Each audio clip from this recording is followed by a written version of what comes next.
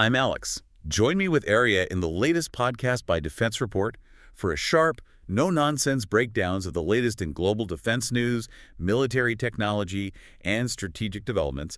And today, we're going to cover, well, a jarring paradox that completely defined the final brutal days of 2025. It's an almost impossible duality to get your head around. Exactly. So on one side, you have this massive high-stakes diplomatic effort unfolding in Miami. You've got American, Ukrainian, and European officials locked in these intense compartmentalized discussions. Talking about a 20-point peace plan, complex security guarantees, really detailed stuff. And they walk away from the table calling the meetings productive and constructive. And then, almost to the minute, that productive talk just evaporates. It's completely overshadowed by one of the largest, most coordinated aerial attacks of the entire war. The moment those officials were flying home, Russia launched, what was it, over 600 drones and dozens of missiles. It's not confusion, though. This is a textbook illustration of what we call coercive diplomacy. It's using overwhelming, deliberate force to shape the terms of the negotiation you just left. So our mission for you in this deep dive is to really synthesize that. We're going to unpack the specifics of that diplomatic framework from Miami. And then contrast it with the staggering scale of the Christmas energy offensive. Right. And we need to ask what this tension really reveals about whether peace, as Kyiv and the West define it, is even viable right now. Because the sheer violence of the December 23rd strikes was Moscow's immediate and, frankly, maximalist rejection of any compromise. The timing isn't a coincidence. It is the message. Okay, so let's start with the promise of Miami, which ran from December 20th to the 22nd. The format alone tells you so much. These were explicitly non-trilateral talks. The U.S. envoys, people like Steve Witkoff and Jared Kushner, they met with the Ukrainian delegates like Defense Minister Umerov separately. And then they met separately again with Russia's economic envoy, Kirill Dmitriev. And that compartmentalization is so critical. It signals that the U.S. sees itself not as just another participant, but as the central mediator, the gatekeeper. So they're aligning the Western position first and then delivering it to Moscow, rather than just letting Kyiv and Moscow negotiate directly. Exactly. It puts the burden of compromise or, rejection squarely on Moscow's response to the U.S.-backed proposal. And that proposal was this revised, much more focused 20-point peace plan. It was distilled from an earlier, more ambitious 28-point draft. Right. And looking at the structure, the talks were built around 4 key pillars. The first pillar was just defining the plan itself, the timelines, the sequencing. This is where Zelensky made that statement, right? That the initial drafts met nearly 90% of Kyiv's demands. Which sounds incredibly optimistic. But the other pillars were meant to guarantee it. Pillar 2 was a multilateral security framework, bringing in the EU, European allies. Collective deterrence, essentially. Precisely. And then Pillar 3 was even more specific, a bilateral security guarantee just between the U.S. and Ukraine. And that's the one that would need U.S. congressional approval, which is a huge hurdle. It would likely have secret clauses on long-term military support. Yes, and that brings us to the final pillar, number 4, the economic recovery plan. This covers reconstruction, but it also dangles the carrot of sanctions relief for Moscow. It's the implicit price of peace. So they have the sophisticated blueprint. It covers 90% of what Kyiv wants. But Zelensky still highlighted 2 massive unresolved issues. What were the non-starters? The deal breakers. First, the final status of the occupied Ukrainian territories, where do you draw the lines? And second, future control of the Zaporizhia nuclear power plant. The ZNPP. Those 2 items remain completely irreconcilable. So you have the blueprint, like you said, but the foundation itself is still actively being fought over. And that's the perfect transition, because that fight went from diplomatic disagreement to just kinetic brutality. Instantly. The air assault launched overnight into December 23rd was Russia's answer. Prime Minister Svyridenko reported they used an astonishing over 600 drones and dozens of missiles in one wave. And you just don't pull 600 drones out of a hat. This wasn't an ad hoc decision. An attack of that magnitude requires months of stockpiling, massive coordination. So you're saying this was planned long before the Miami talks even began? Absolutely. They were just waiting for the political signal to launch. And the targeting shifted dramatically. It wasn't just Kyiv or the east. This one deliberately hammered infrastructure deep in western Ukraine. We're talking Rivne, Bersht, and Rohatyn.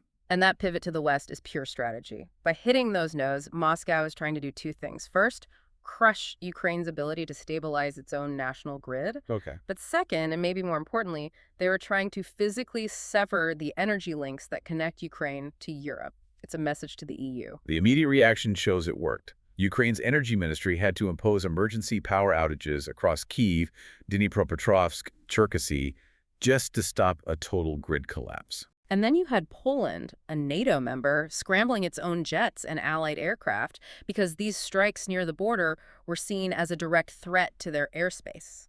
Just incredible. And when you look at the immediate human toll, Odesa has been getting hammered all through December. It really illustrates the sheer persistence of these attacks. Absolutely. They had just gone through that huge December 13th strike that left people without power for 5 days. This new assault cut power to over 120,000 more residents. And they were targeting energy transmission specifically. They hit 2 facilities from DTEK, Ukraine's biggest private energy company, and completely destroyed a third. And it wasn't just electricity. They hit the port of Pivdeni, and reports said the fires destroyed containers of civilian goods, flour, vegetable oil. That's not collateral damage. That is deliberately targeting food security and Ukraine's ability to sustain its economy. And this is where the reality of weaponizing winter really hits home. We heard from people like Anastasia Krupa, who lives on the 19th floor of her building. She said with the lifts out, no way to cook. Her life just becomes a scramble from cafe to charge her phone and eat. But she was terrified for the children, for the elderly residents. How are they supposed to cope? It's designed purely to create suffering, and that extends to logistics too. The Myaki Bridge, which is this crucial artery into Odesa. They hit it over 10 times in 48 hours. Exactly. They were trying to completely destroy traffic flow. Authorities had to get creative, rerouting trains through neighboring Moldova. It's resilient, but it creates these massive 15-hour border queues. It's economic suffocation by 1,000 cuts. So let's pull back and connect this kinetic action to the diplomacy. The strike was launched at the same time Moscow was explicitly rejecting a key confidence-building measure. It is so stark. President Zelensky confirmed the U.S. had proposed a temporary Christmas ceasefire, a small gesture, to build a little trust. And Russia just shot it down. Immediately. Deputy Foreign Minister Ryabkov confirmed it, said Russia does not support a temporary ceasefire. Full stop. And it just reinforces their fundamental position. Other Russian officials, like Ushakov, dismiss the entire 20-point Miami proposal as unconstructive and unacceptable. So what are their terms? What's the maximalist position? It goes right back to Putin's speech from June 2024. It's non-negotiable for them. Ukraine must completely withdraw from all 4 annexed regions, Luhansk, Donetsk, Kherson, and Zaporizhia. And abandon any ambition to join NATO. And abandon NATO. So the gap between the diplomatic process and their military objectives is, well, it's impossible to bridge right now. It seems Moscow just believes it can win a war of attrition. While all this is happening on the main front, there's also this pervasive shadow war going on, which just completely undermines any hope for trust. Right. The violence is everywhere. I mean, consider what happened deep inside Russia as the Miami talks were ending. On December 22nd, Lieutenant General Fanil Sarvarov, he was the chief of the General Staff's Operational Training Department, a key figure, killed by a car bomb in Moscow, a suspected high-value assassination right at the heart of the Russian military. And then you have the internal instability.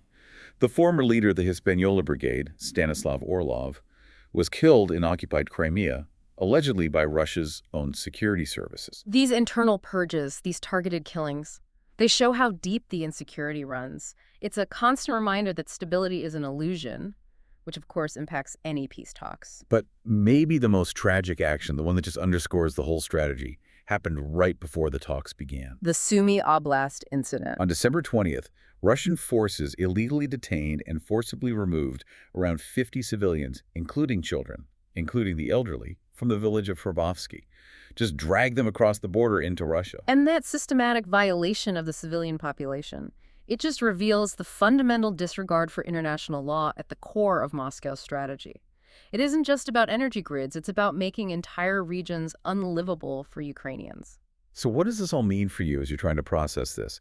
We've analyzed the 2 phases of the war in late 2025.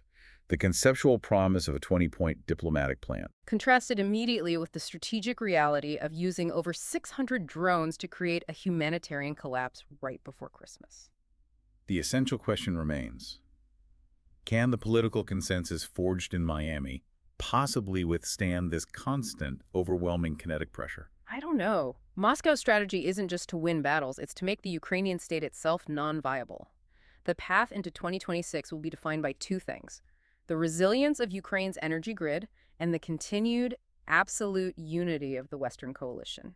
And here's something to consider as you process this tension.